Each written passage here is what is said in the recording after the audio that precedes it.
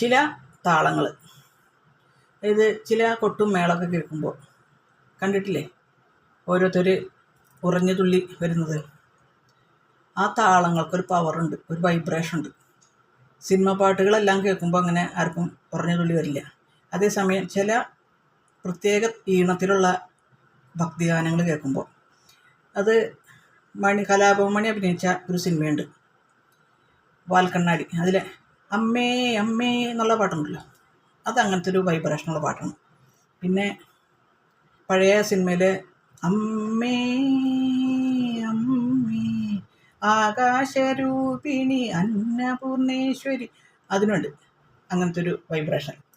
പിന്നെ ഇപ്പോൾ ഈ നടക്കുന്ന ഓരോരോ ഭജന പാട്ടുകൾ, ദാരികൻ്റെ ശിരസു കൊയ്തൊരു ഘോരരൂപിണി അംബികേ, കാരിരുൾ സമമായ നിൻ തിരുവാർമുടി ചുരുൾ കൈത്തോഴാം.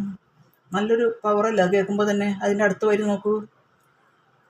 തീക്കനൽ ജ്വലിച്ചു തള്ളിയ തീക്ഷ്ണമാം നയനങ്ങളും കൈത്തൊഴാം ഭയങ്കരി തവ മൂർച്ചയേറിയ ദംഷ്ട്രയും. ഇതിനൊക്കെ ഒരു പവറുണ്ട്.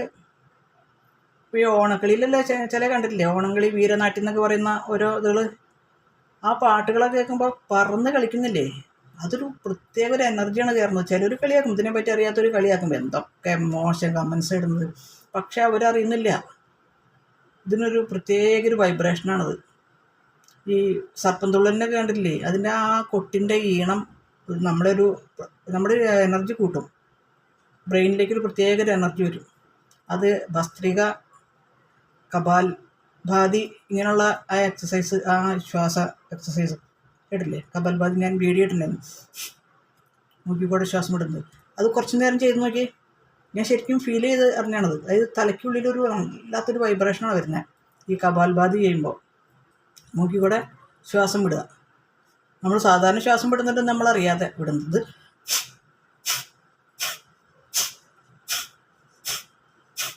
അങ്ങനെ കുറച്ചൊരു 10 മിനിറ്റ് 10 ശ്വാസം അത് കൂട്ടിയൊക്കെ എടുക്കുക, ചെയ്ത് നോക്കിയോളൂ. നല്ലൊരു വൈബ്രേഷനാണ്. അതായത് മൊത്തം ക്ലിയർ ആവുകയാണ് ചെയ്യുന്നത്. നമ്മുടെ ലങ്സും ക്ലിയർ ആവും, നമ്മുടെ വയറ്റിലും നല്ലൊരു പ്രഷർ വരും, ബ്രെയിനിലേക്ക് നല്ലോണം ഓക്സിജൻ എത്തും. അങ്ങനെ എല്ലാത്തിനും പവറുണ്ട്. പ്രാർത്ഥനയ്ക്കുണ്ട്, ഭജനയ്ക്കുണ്ട്, താളമേളങ്ങൾക്കുണ്ട്, എല്ലാം ഒരു വൈബ്രേഷനാണ്. ഇപ്പോൾ ഈ പറഞ്ഞ പെന്തക്കോസ്തുകാരുടെ പ്രാർത്ഥന ആയാലും ആ ഒരേ സൗണ്ടിൽ എല്ലാവരും ഒരേ ഇത് വിളിച്ചു പോകുമ്പോൾ ഒരു പ്രകൃതിയിലൊരു വൈബ്രേഷൻ രൂപം കൊള്ളണം.